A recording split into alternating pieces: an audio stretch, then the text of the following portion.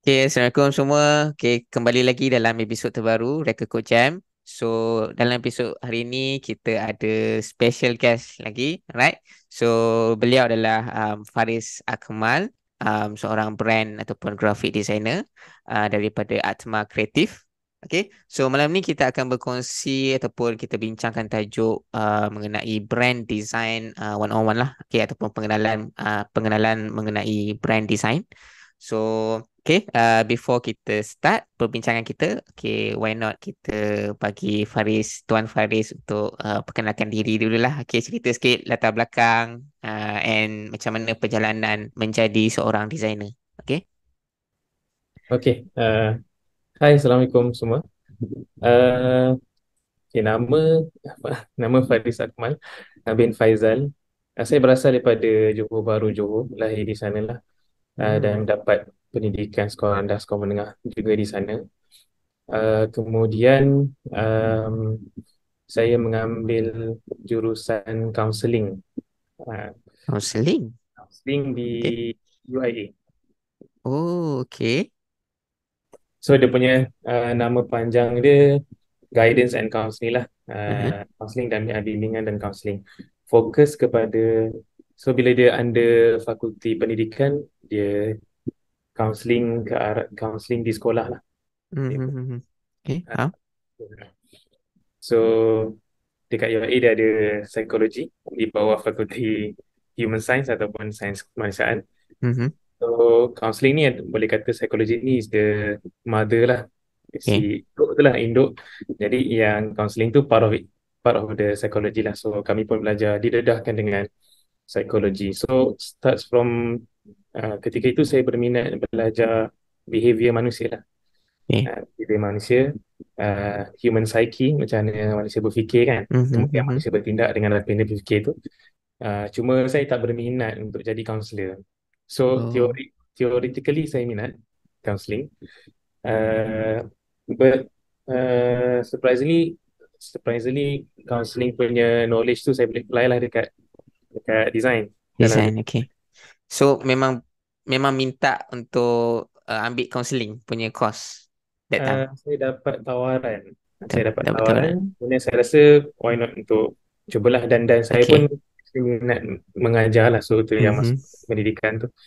Alright. Um, So time waktu belajar counseling tu pun saya ada juga mengajar design di kelas-kelas di UIE. Oh. So kadang kalau ada lecturer tak dapat datang ke, subjek dalam tu ada juga subjek design, macam Uh-huh. design bahan-bahan pendidikan untuk kelas Oh. belajar. So kalau ada lecturer yang tak dapat datang ke, uh, saya akan minta izin untuk saya ajar design kepada Mm-hmm. kawan-kawan. So itu boleh kata career development saya lah. Career development saya itu bidang counselling. Kadang bila orang tanya macam uh, kenapa jauh sangat bidang kerja dengan bidang belajar, tapi Itulah. memang satu relation yang kuat lah. Bila mana saya mula masuk dalam arena branding ni. Sebab branding is about understanding human behavior. Betul. Kita dah faham, kalau kita as a company, kita dah faham kita customers punya behavior, kita boleh Mm-hmm. create product or service yang match that behavior lah. So that is part of the branding process lah of the company. So dari sudut design, saya dah mula design tu sejak sekolah lah, sekolah menengah. I Uh, see. saya dah mula di hujung-hujung zaman persekolahan tu, saya dah mula menerima tempahan design. Maksudnya Oh. bibit-bibit freelance tu dah mula di situ lah. Wow. Okay, awal tu. So lepas SPM tu saya go fully freelance sampai ke even time degree tu, saya support diri saya dengan hasil daripada duit design freelance tu lah. Mm-hmm. So daripada situ, lepas SPM tu saya dah bina networking. So sampai sekarang masih ada klien yang memang daripada dulu, orang kata regular customer lah, regular customer yang datang tempah design dan sebagainya. So itu graphic design lah. Graphic design dia terlalu broad lah. Yeah. Kita buat semua benda, design poster, banner, banting. Betul. So saya fikir sekarang masa untuk pengkhususan lah, mencari niche lah dalam Niche. bidang itu Yep. lah. Which is ada dua sebenarnya yang saya tengah mendalami, iaitu brand design ataupun branding dengan UI UX lah. Mhm. Sebab saya berminat untuk mergekan branding tu dengan UI UX. Uh, Yep. so itulah sedikit sebanyak dari sudut latar belakang dan juga mungkin perjalanan kerjaya saya lah. Okay, alright. Wow, menarik. Kita tak tahulah daripada you ambil kursus bidang counselling. It's good to know daripada awal lagi dah start do a freelance job dan sampai sekarang pun kan. Okay, thank you for the introduction. So, okay, since topik kita malam ni is about brand design. Okay, so mungkin kat luar sana ada yang tak tahu okay apa itu actually brand, apa itu actually branding. Okay, and sometimes orang ingat design logo tu dah memadai, dah dikira sebagai branding. Okay, so okay, actually apa yang dimaksudkan dengan branding ataupun brand design? Jadi saya pun dulu ada salah faham, sedikit salah faham lah tentang terma brand design tu. Mhm. Saya pun dulu macam relatekan design logo tu dengan brand, satu brand company itulah. Yep. So mungkin time tu dia punya mindset tu, brand yang power mesti ada logo yang cantik. Mhm. Kalau Betul?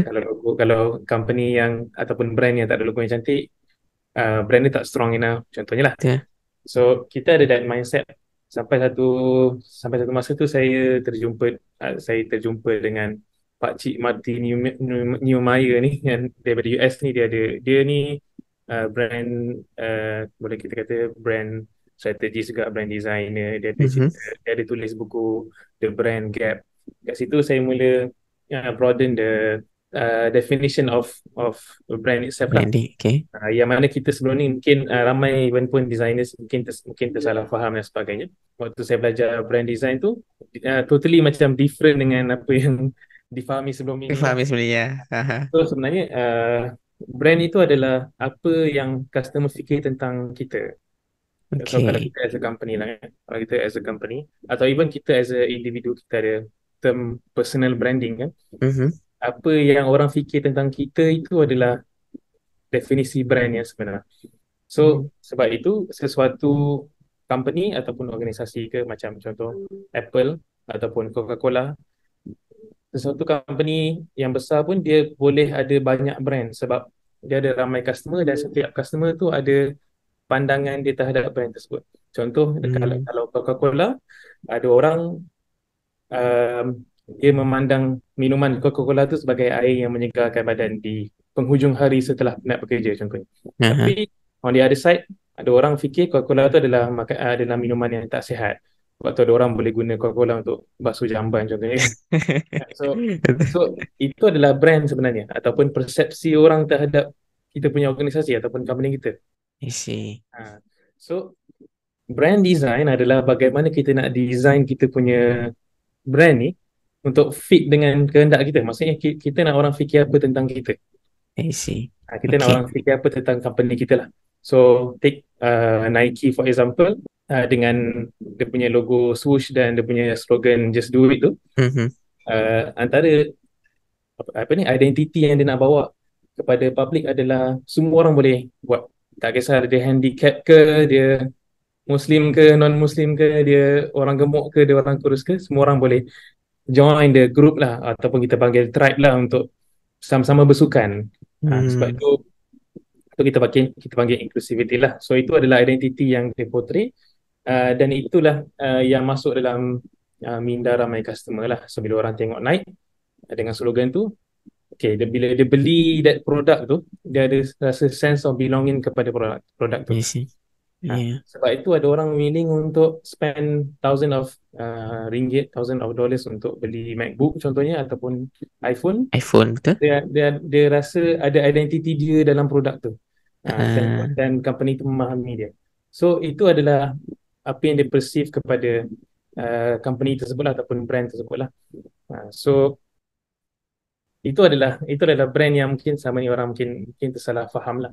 So brand design tu macam yang saya cakap tadi, how we design our customer sebenarnya untuk beli kita punya produk ataupun services lah. So okay. macam company dulu, uh, dia dia more to hard selling lah, dia jual produk, dia jual servis.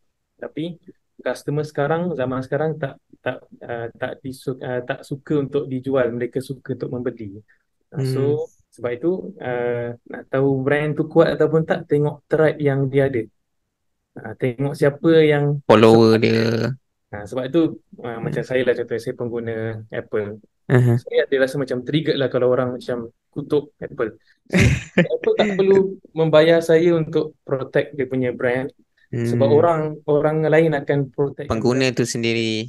Ya, on behalf Uh, of them lah. Dia orang tak perlu bayar. So itulah dunia branding yang kalau Martin Newman itu kata, dalam zaman sekarang inilah kita design customer kita untuk beli kita punya produk ataupun services. So itu hmm. sikit sebanyak definisi terma branding lah. Okay, okay, So dia okay. bukan, macam saya cakap tadi, dia bukan design logo semata, dia bukan design color palette, dia bukan design poster saja ataupun pattern Uh-huh. ataupun design pattern dia saja, bukan website saja, tapi dia merangkumi semualah. Dan paling penting Hmm. adalah persepsi orang terhadap brand tu. Itulah adalah brand lah. Okay, so maksudnya branding kat sini ataupun brand is macam mana kita orang luar pandang kita punya produk ataupun servis lah, betul tak? Betul, And brand design tu is actually the process untuk kita cipta ataupun kukuhkan kita punya brand. Is it? betul, betul. Alright, betul. Alright. Okay. So, okay, bila kita cakap pasal produk business service lah kan, kenapa actually sesebuah produk ataupun bisnes ni perlu ada brand? Okay, kiranya ataupun dalam erti kata lain, kepentingan brand kepada mereka lah. Okay. So brand tu exist bila mana dia start presentkan diri dia kepada public lah. So Mhm. contoh dia suka buat nasi lemak, so dia rasa okay, aku rasa nasi lemak aku ni boleh ada value commercial, ada commercial value, boleh dikomersialkan. So dia buat nasi lemak, start dia daripada dia jual tu, mungkin dia nak start dua tepi jalan je kan, nasi lemak Mhm. RM1.5 contohnya. So dia start dari situ, dia dah create that perception lah. So orang kan bila dia muncul di dalam komuniti sebagai penjual nasi lemak, so orang dah mula membina brand tu terhadap dia punya bisnes lah. So mungkin antara brand yang termuncul dalam kepala orang adalah nasi lemak dia sedap dan murah. So itu adalah satu brand lah kepada, ataupun persepsi yang dibina Mhm. hasil daripada mungkin yang dijual tu lah, nasi lemak RM1.5 dan dia buat dengan sepenuh hati lah. So sebab tu sedap dan dia murah. So once dia dah mula membina that brand ataupun jenama yang dalam kepala orang tu, Mhm. orang yang dia tak perlu, kalau betul lah nasi lemak dia sedap dan murah, dia tak perlu spend, mungkin awal-awal dia tak perlu spend banyak duit pun untuk marketing dan sebagainya, sebab word of mouth punya marketing tu lebih power. Macam saya cakap Dah. tadi, bila ada seorang contohnya pengguna produk Apple contohnya, bila dia rasakan produk tu bagus, dia akan promote kepada kawan-kawan dia, dan mereka akan mencipta, kita panggil satu tribe lah, ataupun kaum ataupun puak. Aha. So kita ada puak Apple, kita ada puak Android, kita ada contoh dalam yang peminat Nike ke, ataupun dalam kopi kita ada Starbucks, kita ada peminat Zeus. Zeus. So masing-masing tu dia sebenarnya start daripada yang kecil tu lah. Maksudnya dia start daripada seorang mana dia berkembang dan berkembang-kembang. So sebenarnya dalam era sekarang adalah company ataupun brand mana yang ada the strongest stride to win lah dalam Hmm. competition ni. So sebab itu Apple dia tak kalau saya buat macam tu Apple, sebab tu antara Tak apa. paling ni lah, mungkin Brand orang semua tahu kan. ya. So sebab tu Apple dia tak perlu fikir sangat tentang kompetitor dia. Kan orang macam dia launch produk baru je, orang kata ni dah lama dah dekat Android contohnya kan. Yes, betul. Dia dah 5 tahun dah dekat produk Samsung contohnya kan. Uh, Tapi dia tak pandang tu, dia tak look at the competitor sangat kan. So Apple ni dia fokus pada membina tribe tu. So anything happen, tribe tu akan protect the brand on behalf of them lah. Ataupun sebab tu kadang-kadang hmm. kita tengok ada satu tribe tu very defensive kalau orang kutuk dan sebagainya kan. Betul. So balik kepada abang yang jual nasi lemak tadi tu, kenapa pentingnya untuk ada satu brand yang kukuh adalah kita nak cipta sebanyak mungkin community yang berpihak kepada brand kita. Maksudnya Mhm. on behalf of kita. So kalau ada orang macam kutuk nasi lemak kita ke, tak cukup ikan bilis ke apa kan. So orang yang tribe kita ni akan protect kita. Support. So itu Okay. adalah game zaman sekarang lah, branding zaman sekarang. Game dia macam tu. Kita membina community. So sebab tu influencers ni dia punya tukang backup dia. Contohnya kalau masuk Ah. dalam influencers, kita panggil dia punya brand tu, kalau kita nak tengok strong mana brand dia tu, tengok kepada berapa lama followers dia. Mhm. Bukan followers yang tertulis dekat IG semua, tapi berapa lama yang betul-betul ikut dia. Kalau ada isu, sentiasa akan update isu dia. Kalau ada orang kutuk ataupun kritik apa, orang-orang ni akan backup dia. Betul. Okay, itu dari sudut kepentingan branding. Kenapa perlu ada? Satu, bukan saja untuk jual kita punya servis atau produk, kita nak cipta community dan kita nak design customer yang kita nak tu sebenarnya. So kita Mhm. nak rasa, kita nak buat customer tu rasa ada sense of belonging. So bila kita cipta pasal brand design, dalam tu ada visual identity. Visual identity ni lah yang consisting of logo, color palette dan sebagainya. Apa yang kita identity mana daripada diri kita yang kita visualkan tu.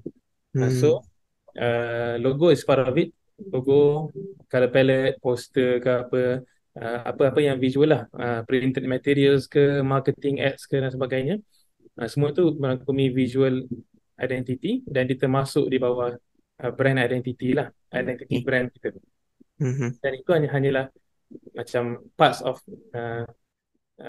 Brand. brand identity lah, bukan the whole branding. I So see. so bila orang kata ada provide service brand design tak? Ada. So kita cover daripada brand strategi, macam mana kita nak strategizekan brand anda. Lepas tu dalam brand design pun ada uh, tone of voice. Macam kita, kalau kita as a manusia ni, kita ada, orang boleh kenal suara kita tu suara yang macam mana. Contohnya kan, kalau Mhm. Siti Nurhaliza, orang tahu suara dia macam tu. Kalau dia nyanyi tanpa menunjukkan muka, orang tahu tu Siti Nurhaliza. So itu adalah tone of voice dia, ataupun brand voice lah, suara brand dia. So kalau dalam company, suara apa yang kita nak tonjolkan supaya orang orang nampak, okay, itu mesti Burger McD contohnya kan, contohnya. Mhm. So itu mesti I cook contohnya. Ataupun kalau designer je, design ni mesti buat guna Figma contohnya. Mhm. So itu adalah tone of voice kepada suatu brand tersebut. So kita kena ada tone of voice yang kuat. Lepas tu kita kena ada brand positioning. Macam mana kita positionkan brand kita. Di mana kita nak letakkan brand kita dalam keserabutan market yang kita ada. So sebab tu orang yang, kalau seseorang tu dia nak create satu business, Mhm. lebih susah, lebih sukar lah untuk dia membina brand kalau dia jual servis atau produk yang lebih kurang sama dengan orang lain. Mhm. Ha. So unless kalau dia boleh cipta niche yang betul-betul unik dan berbeza, so dia tak perlu spend too much effort kepada membina branding, sebab dia mencipta niche yang baru dan orang akan carilah niche tersebut di dalam Oh. keserabutan pasaran yang ada sekarang. So itulah kepentingan kenapa perlu ada brand design ataupun branding yang Yang kukuh. kukuh, Okay. supaya kita bisnes yang ataupun bisnes yang kita buat tu boleh stay for the long run, bukan untuk short term. Hmm. Brand last longer than customer lah. Brand tu Ah. last longer than customer. So itulah antara kepentingan yang boleh saya share lah kenapa perlu adanya branding. I Hmm. see. Alright. Okay. Thank you. Okay, so tadi dah ada sebut juga a bit of pasal proses kan, pasal visual design, tone of voice semua. Okay, so actually selain daripada tu, okay, actually apa proses yang terlibat dalam brand design ni? Okay, daripada awal sampailah terciptanya sesuatu brand tu. Okay, dari sudut technical, kalau let's say lah ada orang datang kepada saya ada satu business model ni, saya nak ataupun saya nak cipta satu brand lah, ataupun saya nak buat brand design kepada business model tersebut supaya dia boleh stand out lah kepada public, dan public tahu kewujudan mereka lah. Mhm. So bila ada brand, uh, public boleh tahu kewujudan bisnes yang baru contohnya. So let's say ada orang datang kat sana, kat saya. Contoh pernah ada seorang klien datang kepada saya, dia nak buka satu klinik. dan Okay. klinik di Kelantan. Dia nak buka satu klinik di Kelantan. Ni from scratch lah kiranya. Uh, dia just ada nama dan warna pilihan lah, warna Hmm. tema dia. So ada nama dan warna tema, dia datang kepada saya, kita nak buka satu klinik di Kelantan dan kita expect in the future klinik ni akan ada banyak cawangan lah. So kalau macam contoh yang famous mungkin klinik anda contohnya dekat Malaysia ni yang dia ada banyak cawangan. So bila datang masa tu, apa yang kami offer adalah first kita akan have a deep discussion lah dengan klien tu. Uh, Kat sini kita apply yang brand strategy tu lah. Apa yang berlaku dalam brand strategy lah, macam mana kita nak proses yang kita nak create that brand lah from non-existing kepada existing. Daripada orang tak tahu kepada orang tahulah ada kewujudan klinik tu contohnya di Kelantan. Hmm. So also dia start dengan direction brand tu macam tadi ada okay, dia imagine dia nak buka klinik, lepas tu dia nak ada franchise yang banyak lah di Kelantan, mungkin start di Kelantan dan ke seluruh Malaysia.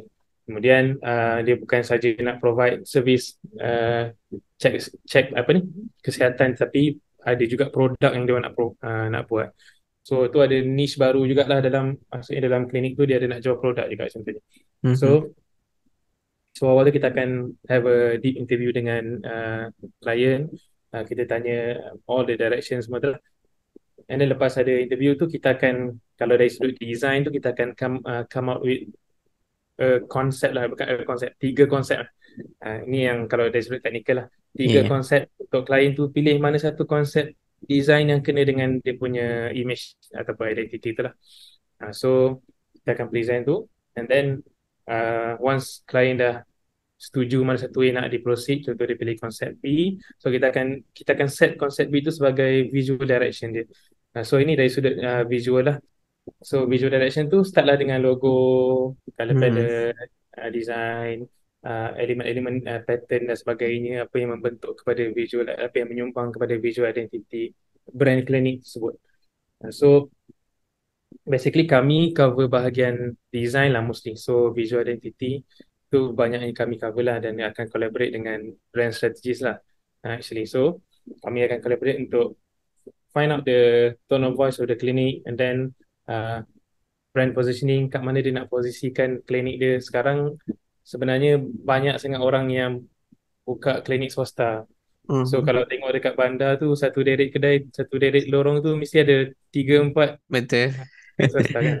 So macam mana, dekat mana dia nak positionkan diri dia. Okay, salah satu cara dia nak positionkan diri dia, dia menghususkan niche dia. So klinik kesihatan, tapi specialize kami dalam ibu dan anak. So Hmm. bila ada specialty ataupun dia specialize in that area, orang yang berkaitan ibu ataupun anak yang bermasalah kesihatan akan lebih cari klinik itu berbanding klinik lain lah. Walaupun klinik lain mungkin ada provide juga servis yang berkaitan dengan Betul. ibu dan anak. Tapi bila dia kata, okay, contohnya klinik Azam fokus pada pembinaan ibu dan anak sebagainya. So dekat situ antara key point penting dalam brand positioning lah, kat mana kita nak positionkan diri kita dalam market yang sangat luas, especially dalam bidang ataupun bisnes yang dah ramai sangat orang buat. Hmm. So klinik swasta especially. So contoh dalam arena lain, contohnya kita ada coffee. Sebelum ni macam kalau sebut cafe ataupun coffee, orang akan ingat Starbucks, sebab Starbucks antara paling banyak cawangan di Malaysia lah. Hmm.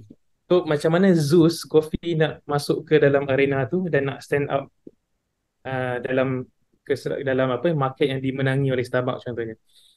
So pemilihan color, interior design kedai dia. Contoh macam saya, kenapa saya prefer kerja remote di Zeus berbanding Starbucks, sebab bila saya dah serabut kerja di rumah, saya nak melapangkan minda, saya pergi ke Zeus sebab interior design dia biru dan putih, dan itu lebih meluaskan minda berbanding Starbucks yang design dia gelap contohnya. So itu Ah. brand yang saya ada kepada Zeus lah, Ah. ataupun persepsi saya kepada Zeus lah. So those little things daripada visual identity yang kita pilih daripada awal tu, itu akan positionkan brand kita lah. Color yang kita Hmm. pilih, design interior, logo pun part of it. Kalau logo Okay.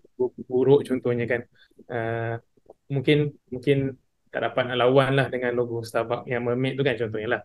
So how we stand out dan position brand kita tu start daripada awal lagi, start daripada yang Hmm. visual identity sampailah ke akhirnya. Semakin fokus niche kita tu semakin sebenarnya semakin luas lah market kita. So kadang-kadang orang fikir kena jadi generalist baru ramai customer kan. So sekarang jadi specialist pun orang akan cari sebenarnya sebab lebih mudah untuk orang cari. So inilah antara proses-proses yang terlibat dari sudut technical dan dari sudut the brand design as a whole tu lah. So dia tak perlu, kalau ada yang bisnes yang nak start from scratch, startup ke contohnya, ataupun orang Okay. yang jual nasi lemak tadi, dia tak perlu pun spend modal banyak pada awal. Dia just fokus pada apa yang dia nak orang fikir tentang diri dia. Faham? Tapi okay, dalam another side ada lagi satu sisi, tak semua orang perlukan brand design yang begitu power sebenarnya. Okay. Contoh, kalau kita approach kedai warung Kak Leha di tepi jalan yang memang dia dah ada regular customer setiap hari dan itulah kapasiti dia, kita tak boleh nak suggest kat dia, oh Kak buka lah, sewalah lot kedai, buka lebih banyak cawangan Cawangan. contohnya kan, lebih ramai customer. Kadang ada orang yang ada customer, ada klien tu, kita kena tengok masalah apa yang dia nak selesaikan. So kalau Hmm. itu bukan isu dia, maksudnya dia dah ada regular customer. Sebab tu kadang kita tengok kedai tom yum je biasa tepi jalan contohnya. Tapi duit sebenarnya berkepuk bawah. So ada brand yang dia tak perlu go that far lah. Mhm. So they just focus on keep on providing good services and good products ke apa dan sebagainya. Dan tak semua orang lah perlu. Sebab tu warung Kak Leha tepi jalan tu dia tak perlu pun design logo, design sistem yang power lah. Sebab Yeah, dia memang brand yang dia dah tanamkan dekat community sekitar tu dah memang strong enough. Ha. betul. So itulah proses-proses yang terlibat yang saya boleh kongsikan lah. Okay, faham. Alright. Okay, so which part of the process yang includekan sekali the human psychology apa semua tu, is it daripada awal lagi memang dah include ataupun start from the visual identity tu? Menarik kan soalan. Okay, human psychology tu is it start bila kita nak mencari target market, dan Kita how okay, we, okay. macam saya cakap sebelum ni, brand sekarang ni kena fokus on designing customers. Maksudnya design customer macam ni kita nak. Apa maksud design customer tu? Saya bawa contoh, tak boleh lari daripada contoh Apple. So paling mudah lah. So Apple dia create product. Dulu pernah ada satu competition antara e-machines dengan syarikat e-machine dengan Apple. Time dia awal-awal dulu lah. Time dia orang Mhm. baru create Mac ataupun komputer lah. Time tu belum ada laptop. So komputer yang iMac tu. Yep. Dan time tu dia start licensing kan dia punya software juga, Mac OS tu, untuk company lain pun install juga dalam dia orang punya peranti lah ataupun komputer lah. So e-machines ni dia create komputer juga, komputer macam iMac tu, komputer yang biasa lah. And then dengan harga $700 dia start jual. Okay. Kalau convert dia agak mahal juga lah. Time tu dulu Mhm. $700, tapi sekarang dah ni kan.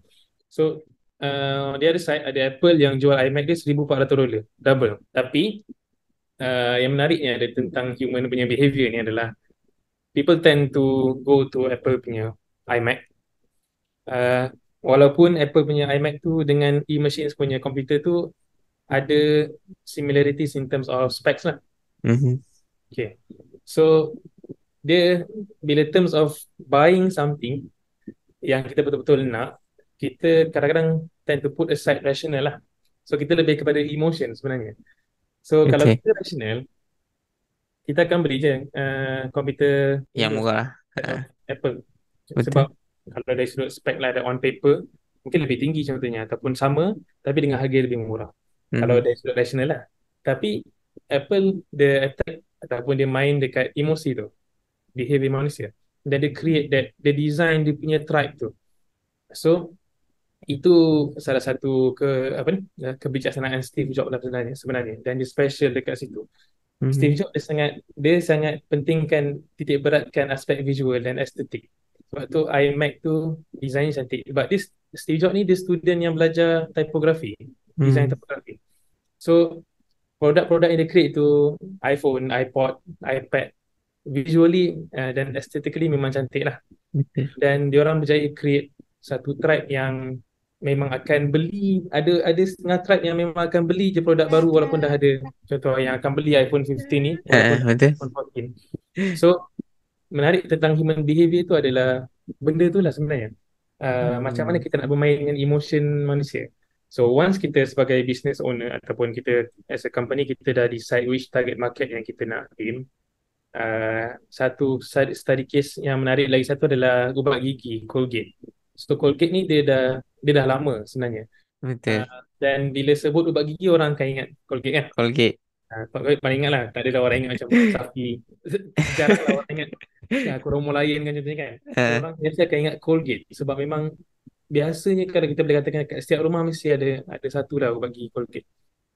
Tapi lepas tu ada company baru naik, masuk ke dalam arena ubat gigi tu, nama dia Sensodyne.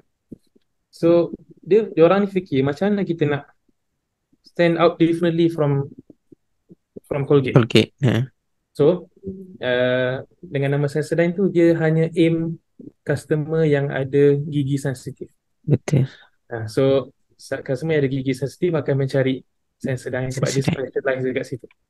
So lepas itu Colgate dah sedar kewujudan Sensodyne tu, dia orang create dia orang punya produk baru juga Colgate yang ada yang untuk gigi sensitif kan. Ah, Tapi orang still akan tend to more kepada Sensodyne lah sebab memang gigi sensitif ni dia sakit lah, dia akan berkaitan dengan otak kan. So orang akan cari. So itu cara dia design customer dia sebenarnya.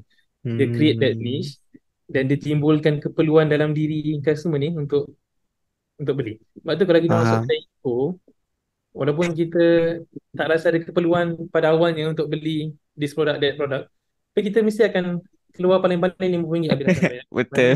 Troli penuh kan contohnya. Tiba-tiba ada rasa keperluan kan. Apa Ah, tadi kalau bawa orang rumah kan, betul. kan kalau pergi IKEA ke, kan kita ada Ah, banyak, kita rasa kita dah tak ada keperluan lah, tapi bila masuk IKEA, masuk dia showroom dia tu, uh, rasa kita perlu lah ni jug ni kan. So ah. kita ada banyak jug tau kan. So dekat situ macam mana IKEA create dia punya design, dia punya customer, mencipta Mhm. keperluan within kehendak tu lah sebenarnya. Dia sebenarnya kehendak yang dijadikan keperluan lah, dirasakan menjadikan keperluan lah. So Mhm. so kita letak kat mana, kita mindset untuk design customer tu daripada awal lagi lah. Sebab tu produk yang kita nak buat, service yang kita nak design, how we how we tackle the emotion of the customer lah. Okay, So faham. macam saya pun provide service design. uh, saya ada satu service yang design bulanan tu. Mhm. So saya bermain dengan behavior ataupun cara fikir manusia. Instead of client tu hire full time designer, why not dia ambil package bulanan dengan saya, tak apa perlu bayar EPF so tanpa perlu jaga kebajikan saya, dan saya boleh provide design yang quality contohnya. So itu cara kita bermain dengan behavior manusia lah. So mencipta client punya keperluan tu. Faham. So dia berada di, kalau mind setting tu dia berada di awal lah. So Hmm. sampailah apa pun produk yang dia nak keluar, produk baru ke produk yang sedia ada dia nak revise ke, dia akan meletakkan human punya aspek tu ke depan lah. So kita dalam term design kita panggil UX lah. Ya. So itulah mungkin yang saya boleh kongsikan tentang human behavior tu. Okay, see. Okay, sekarang actually baru nampak lah dia punya relation tu. Okay, kenapa branding ni berkait dengan emotion, dengan perspektif, macam mana orang tengok kita punya brand, kita punya produk, right? Okay, so sekarang honestly baru nampak lah benda tu. Okay, honestly ada banyak lagi soalan. Okay, actually dalam list ni ada banyak lagi actually yang tak tertanya. Okay, tapi I think masa kita dah sampai penghujung lah. Alright. So untuk orang kat luar sana, okay, pendengar-pendengar kat luar sana, okay, kalau dia orang nak tahu lebih lanjut pasal brand design ataupun nak follow Tuan Faris ke kan, okay, dekat mana paling senang untuk pendengar-pendengar ni reach you lah. Paling mudah di Twitter lah ataupun X eh. X lah sekarang. Oh, Twitter ah. Dapat cari X. X lah. Right. Saya So boleh memang saya boleh aktif dekat situ suggest lah. Saya boleh recommend few bacaan-bacaan yang bagus juga untuk mungkin designers Hmm, nak top up dengan ilmu branding tu, supaya okay. design, kerja-kerja design tu lebih mungkin align dengan the human aspect lah of the client tu. Okay, faham. Right. Okay, so make sure ya follow Tuan Faris dekat Twitter ataupun X. Okay, so nanti I akan juga apa tu share link lah dekat description. Okay, so ya memang banyak lagi contoh macam tips-tips ataupun nasihat sesiapa yang nak ceburi bidang plan ni, and then you cerita tadi pasal plan strategy and so on. So rasa nak tahu lebih detail. So mungkin nanti kalau berkelapangan boleh jemput lagi lah Tuan Faris kot dalam Boleh, dekat boleh, Kod Jam ni. Boleh. boleh, insyaAllah. Boleh ya. Alright. Okay, so anyway, so tu saja untuk episod kita malam ni, Brand Design 101. So stay tuned for the next episode. Okay, thank you Faris. Okay, Terima kasih. Assalamualaikum. Salam.